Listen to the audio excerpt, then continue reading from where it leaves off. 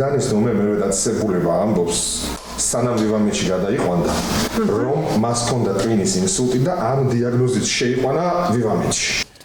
იოსებ გორგაძის საქმის ჩაფარცხვა ოლიგარქის პენიტენციური სამსახურის ექიმებმა ამ დოკუმენტის შევსებით დაიწყეს.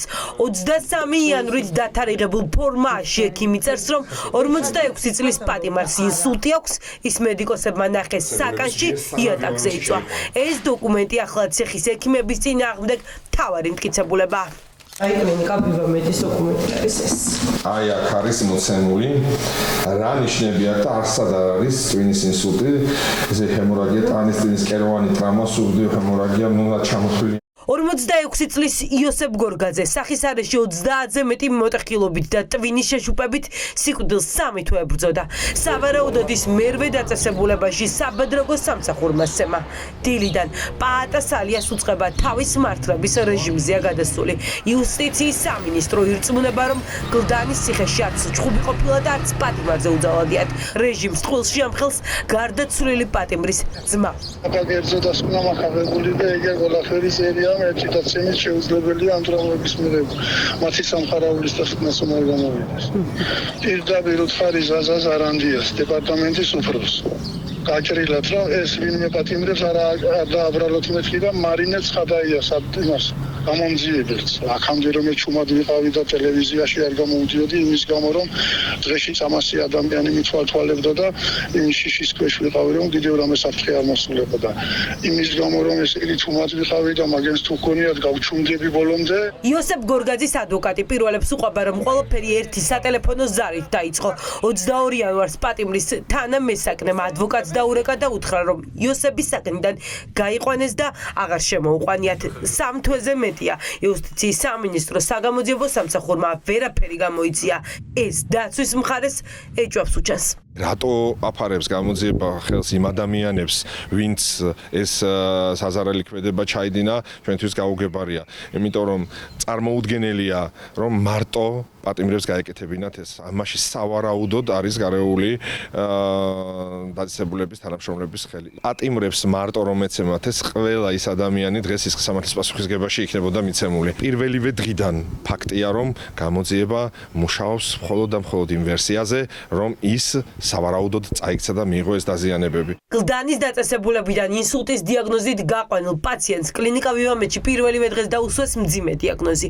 ის რომ პატიმარი სასტიკად იყო ნაცემი ადასტურებს პიროლების მოპოვებული სამედიცინო დოკუმენტი, სადაც შავით თეთრზე წერია, რომ პატიმარს თავის ქალის მოტეხილობა, ფუძის ძვლის მოტეხილობა და ჰემატომები ჰქონდა. ამას ემატება თვალბუდის ტრამვებიც და ტვინის შეშუპება. კლინიკის დიაგნოზი არის, რა თქმა უნდა, ის რაც რეალურად იყო, ეს იყო პოლიტრამა, მრავლობითი დაზიანებები. ოფიციალური მიზეზი რა გაფორმდა გარდაცვალების? ოფიციალური მიზეზი ეს არის ძირითადი მისი დაავადებებიდან გამომდინარე, ეს იყო თავის ტვინის ტრავმა და შეტაური შედეგი განვითარდა თავის ტვინის ტრავმული დაზიანების შედეგად. ვინ გაიმეტა სასიკვდილოდ 46 წლის კაცი? ამ კითხვაზე პასუხი ჯერ ისევ უცნობია. მხოლოდ გუშინ ღამე დაიწყო კარლ კაციტაძის უწყებამ გამოძიება, თუმცა ჯერ გლდანის ციხეში არც ერთი გამომძიებელი არ მისულა. სპეციალური საგამოძიებო სამსახურიდან გამომძიებლები მოვიდნენ? არ ვიცი. საგამოძიებო მოქმედებების ჩასატარებლად. არ გინახავთ, შენ არ გამოჩენილან? არა, არ ვიცი. გაიგეთ პატიმარი რომ გარდაიცვალა აქ ნაცემი? არ ვიცი. 46 წლის იოსებ გორგაძე. არ იცოდით თქვენ ნაცემი რომ იყო? არ ვიცი. რატოვე ტერიტორია? მე ერთი წამი, ნუ ხვირი. რატოვე ტერიტორია? რატო ხართ პანიკაში? ვინ არის პანიკაში? 46 წლის კაცი გარდაიცვალა. არ შეიძლება გადაღება. არც პატიმრის ცემა არ შეიძლება. და არც პატიმარი არ ვიცი, არავის არ ვიცი. დაყალბება, როგორ არ უცემია? 37 მეტი დაზიანება. გარეთ, არ შეიძლება გადაღება მეთქი. გამწანი გარდა ჩასწრები. სახიზულები ქონდა დალეწილი. არ ვიცი, არ არის ჩემი თემა, არ ვიცი. ახლა ჯერი სპეციალურ საგამოძიებო სამსახურზეა. კარლ კაციტაძემ წესით უმოკლეს ვადაში უნდა წარუდგინოს ბრალი გლდანის ციხის თანამშრომლებს, თუმცა გამოძიების ეფექტურად ჩატარების იმედი არ აქვს ლონდა თოლღრაიას, რადგან სავარაუდოდ უკვე მტკიცებულებები აღარ არსებობს. როდესაც მოხელეების მხრიდან ჩადენილ შესაძლო დანაშაულს ეხება საქმე, აქ თუ შენ არ იმოქმედე სწრაფად, ოპერატიულად, პრაქტიკულად წარმოუდგენელია შენ რაიმე მტკიცებულებების შეგროვება შეძლო 3 თვის მერე კი არა. ზოგჯერ რამდენიმე საათის დაგვიანებითაც კი. აქ ძალიან მნიშვნელოვანი იყო კამერები, ძალიან მნიშვნელოვანია პირველივე იყო, ვინც მოწმესთან მიგასწრებს, თანამესაკნესთან მიგასწრებს და არა 3 თვის შემდეგ უკვე დამუშავებული რო ხდება ეს მოწმეები. იოსებ გორგაძე ქართული ოცნების მასშტაბური აქციის შემდეგ დააკავეს. გამოძიების მასალების მიხედვით ის ქართული ოცნების მხარდამჭერებს, რომლებიც თბილისიდან წალკაში ბრუნდებოდნენ, მანქანით შეეჯახა, რადგან ნისლში ცუდი ხილვადობის გამო გადაყენებული მანქანა ვერ შეამჩნია. დაკავებიდან 3 თვეში ახალგაზრდა კაცი, რომელიც სრულიად ჯანმრთელი იყო, კლინიკაში მომაკვდავი გადაიყვანეს.